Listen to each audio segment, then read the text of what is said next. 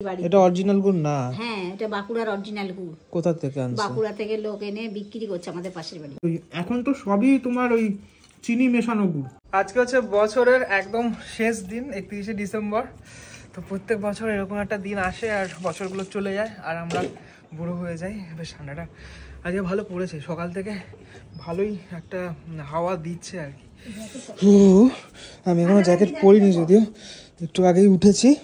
এখানে আজকে খাবারে আমাদের রয়েছে হচ্ছে তোমার রুটি, বেশিরভাগ রুটি করে না সকালবেলা, আজকে একটু রুটি দেখলাম করেছে, বেগুন ভাজা। এটা কি গো? কালকের সয়াবিনের তরকারি। কালকেরটা তো, কালকের সয়াবিনের তরকারি। আর এটা মধু না, ওই আর কি, মানে গুড়। জ্যাকেট পরে পড়ছি আমি, ঠিক আছে।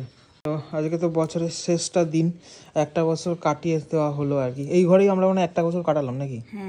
হ্যাঁ 2 বছর হয়ে গেল। তো 2 বছর হয়েছে, পরে পড়ছি, দাঁড়াও। হ্যাঁ ঠিক আছে। তো গুড় কবে আনলা?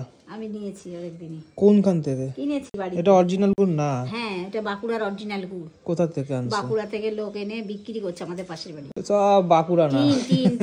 আমি তোমাদেরকে বলি, বাঁকুড়া যায় বা যে সমস্ত জায়গা থেকে এনে বিক্রি করে এমনি, সেগুলো অরিজিনাল হয় না। কারণ নবদ্বীপের যে মানে ইয়েগুলো, কি এগুলো নবদ্বীপে যেগুলো বলে যে নবদ্বীপের দই, সেগুলো কি নবদ্বীপের দই অ্যাকচুয়ালি?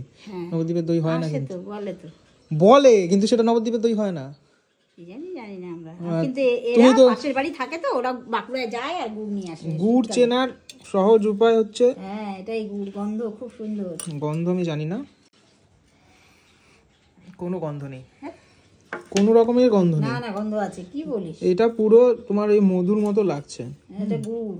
আমি সুন্দরবন থেকে মধু এনেছিলাম না, আছে তো, সেটাও আছে। ওই রকম লাগছে পুরোপুরি। কিন্তু এটা এরকমই জাল দিয়ে এরকম হয় প্রথম। যাই হোক, খেজুরের গুড় আমার তো একদমই মনে হচ্ছে না খেজুরের গুড়। খেয়ে দেখ, টেস্ট করে দেখ। ঠিক আছে, সেটা টেস্ট করে দেখলেই বোঝা যাবে। দর্শক, শীতকালে তোমরা কি কি ভালোবাসো সেটা আমাকে বলো, মানে খেতে সকালবেলা। অনেকেই অনেক কিছু খেতে ভালোবাসে। আমরা এরকম মাঝে মাঝে বেগুন পোড়া খাই, তাই না? হ্যাঁ, শীতকালে। এই আজকেই তো পোড়াবো রাত্রেবেলা। বেগুন পোড়া আমার ভালো লাগে। মঙ্গলবার শনিবার বেগুন পোড়া খুব ভালো, পোড়ানো ভালো। কিছু ওরকম মঙ্গল শনিবারে কোনো কথা হয় না, কালো বেগুন তাহলে ভালো।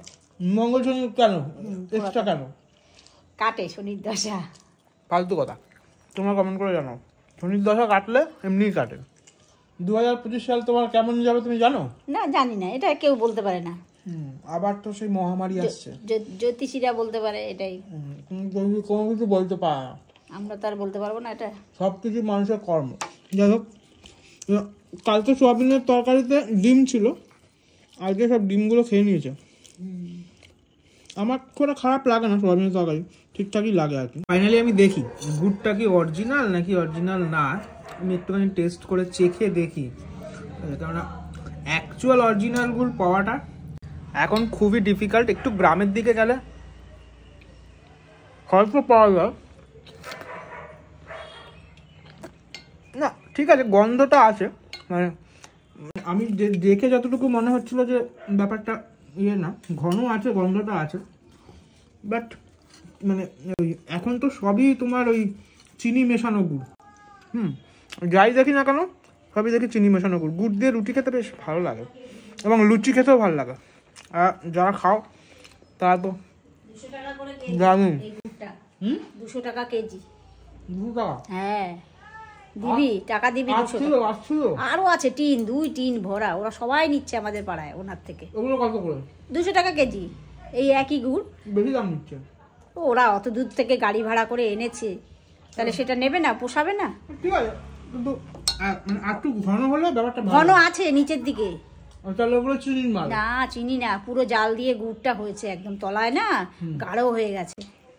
তোমরা যারা যারা তাদের বাড়িতে গুড় হয় বা যাদের এলাকায় হয় আমাকে কমেন্ট করে একটু জানিও তো, আমি তো যাবো। আমার বেশ এই ধরনের আইটেমগুলো বেশ দেখতে ভালো লাগে। খেতে ভালো লাগে না?